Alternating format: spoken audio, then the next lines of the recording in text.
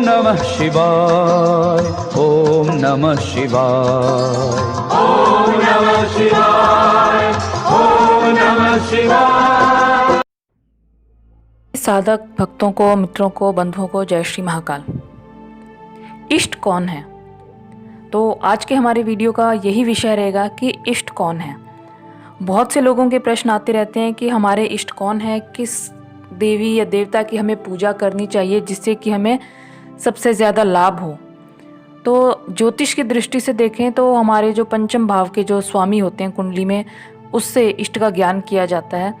या फिर जो हमारे कुल में, हमारे परिवार में जो परंपरा चली आ रही है, जिन देवी देवताओं को पीढ़ियों से हम पूजते आ रहे हैं, उन्हें भी इष्ट की श्रेणी में रखा जाता है।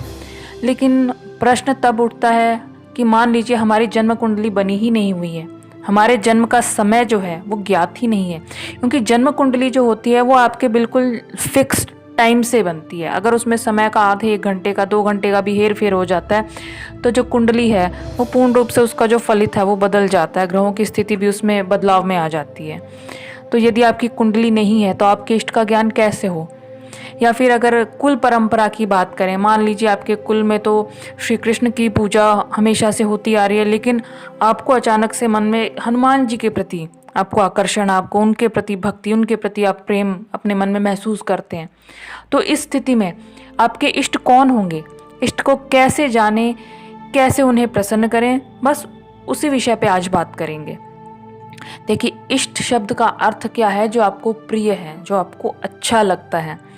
आपके जीवन में जब भी कोई सुख का क्षण आता है, सबसे पहले कौन सी देवी है या कौन से वो देवता हैं जिनका नाम आपके मुंह से निकलता है? आपकी जॉब लग गई, आप सबसे पहले धन्यवाद करेंगे तो किस देवता का नाम आपके मुंह से निकलेगा? आपके जीवन में अचानक से कोई संकट आ गया, कोई विपत्ति आ गई है, मान लीजिए घर का कोई सदस्य हॉस्पिटल में एडमिट हो गया है या कोई और मुसीबत आ गई है, सबसे पहले वो कौन से देवता हैं जिनका जो नाम है आपके मुंह से निकलेगा? आप उन्हें याद करेंगे कि हे प्रभु, तुम ही मेरी रक्षा करो, हे प्रभु तुम ही मुझे इस संकट से निकालो।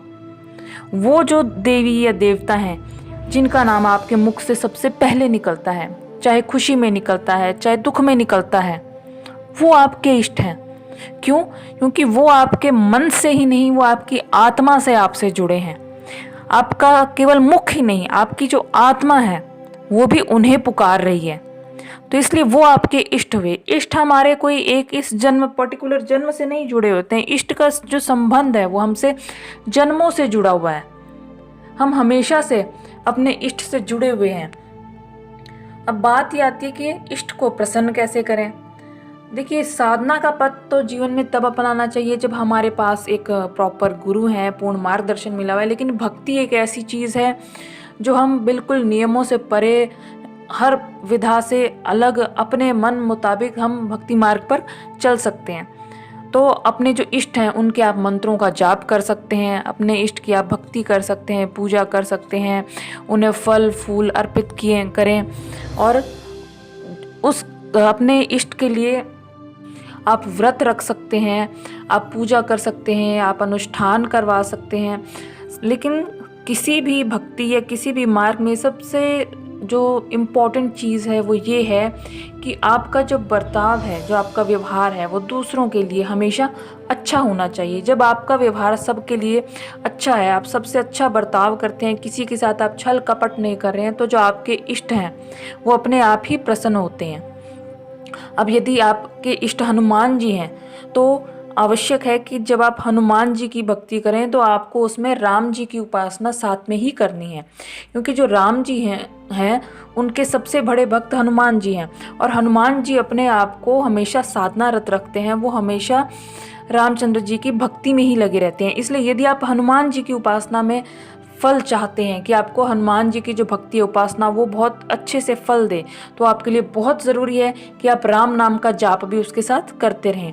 यदि आप माता महाकाली की कर रहे हैं, भगवती की उपासना कर रहे हैं, तो साथ में आवश्यक है कि आप महाकाल भैरव की भी साथ में उपासना करें। भैरवी हैं, उनके साथ भैरव की उपासना आप साथ में करें।